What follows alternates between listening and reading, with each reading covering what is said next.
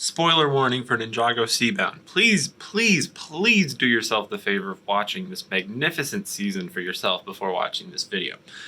Okay, I can't say I didn't try. Hey guys, Brickset here, and we finally have set pictures for the summer wave of Ninjago sets. There's lots of Seabound sets, but also some legacy sets. I'm just excited about all of it, so let's just get right into it. The largest set of the wave is the Hydro Bounty with 1,159 pieces, and I'm guessing this will take the $130 spot, though I don't have exact USD prices for any of these. You get 8 minifigures, you get all 6 ninja, a Murray guard, Prince Kalmar, and then I guess the box is also counting the countermeasures that Pixel deploys in Escape from Merlopia, that one episode, as minifigures, but I wouldn't really count as minifigures, so I don't know. But they're there, and that's cool, I guess. This is another rare set where we get all 6 ninja in one set, so that's cool. That makes the list. And if you look on the bottom, you'll see that some of them have hair, some of them have the respirators on. Although if you look at Kai and Jay on the bottom, they have hair, but then if you see them in the set image, they have the respirators. So I'm guessing with all 6 ninja, we'll actually get both hair pieces as well as respirators, and that's nice. I appreciate that. I love the design of the Hydro Bounty, and the mini subs are cool too. And we'll actually see those pop up a couple more times throughout the wave in different colors. But in this set, we do get Cole and Lloyd's. I'm guessing these will fit in the middle portion of the Hydro Bounty. That will open up and you can store the subs inside of there. I'm guessing that probably is only big enough for 2 of them. So if you get more, you can swap out which one is inside, but you won't be able to get all of them in there, which is fine. It's too small for that, obviously. Kalmar's chariot is cool. It's smaller than I thought it would be based on the show, but that's okay, and it's using that new manta ray piece from the Lego City sets, just in a new color and some new printing. You also get the Wave Amulet in this set, but it comes in every set, so I'll stop mentioning it, but every set comes with the Wave Amulet. Next up is the Temple of the Endless Sea, which I'm guessing is going to be $100 for 1,060 pieces. For minifigs, we have the special Nia, who I'm going to call Sea Nia until we have a better name for her. We get Kai, Gluttonous, 2 Murray guards, Kalmar, and of course, our boy, Benthamar. I really like the color scheme of these buildings here, using black, gold, and teal. I don't know, it works a lot better than it makes sense that it would, and I like it. I don't know. And also you do get a Kai sub, which is the same build as the 2 in the Hydro Bounty, just in red. Of course, I love the Benthamar minifigure, and actually this one does come with both amulets. So you get the Wave Amulet, but you also get the Storm Amulet. We also get a build for Wojira here, which looks really nice, though I'm a little concerned that it doesn't really have a bottom half, because it looks like it's kind of attached to some like seafloor base sort of thing. Though there is kind of a suggestion of a tail. I'm hoping that can be detached and it can be its own freestanding build, but we'll have to wait and see on that one.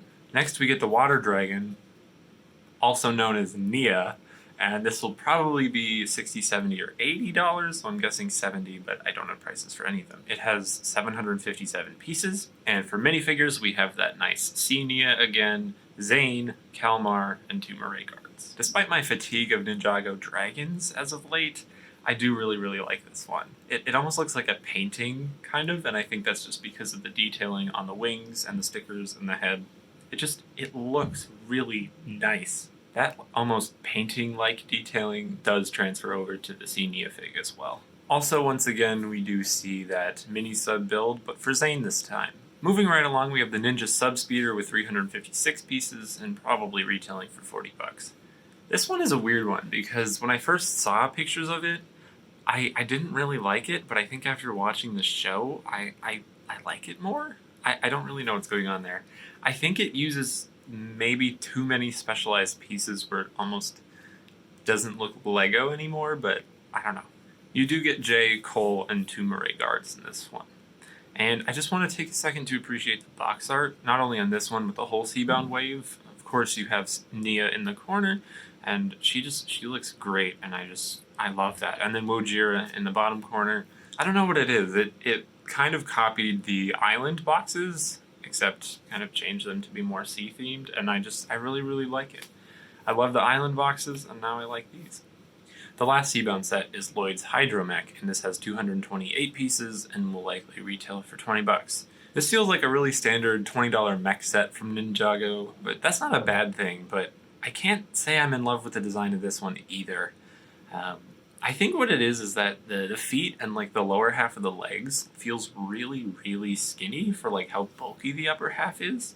It feels off to me, but I might change my mind on that. This set comes with Lloyd and a Mirai Guard. Obviously, it's a Lloyd vehicle, though I will give them props because the design of the mechs that Nia and Maya pilot early on into Seabound actually are the Lloyd vehicle. So technically there's like just multiples of this exact mech in the show, and it's not like it's this vehicle in different colors that they use in the show. Because when that happens, it kind of bothers me. And I was actually wondering if they would do the same thing for the mini subs, where we'd get like one of those in a set, but then obviously they are different colors for each of the ninja, but actually they didn't do that, and I appreciate that. That's it for the Seabound stuff, but before we move on to Legacy, I just want to point out there are 5 total Seabound sets, and despite it being like a smaller wave, I don't really feel like I'm missing anything. All of the ninja get a vehicle here, which is not something that can be said for every Ninjago wave, so I do appreciate that. Of course, Lloyd gets 2, but whatever. Using my guesstimated prices for these, the whole wave will set you back $360, which is a lot, but it kind of makes sense when there's a lot. There's 3 like basically $100 sets, and then like the 2 smaller ones, a 40 and a 20. So if you weren't going to buy one of the more expensive ones, then that price drops a lot.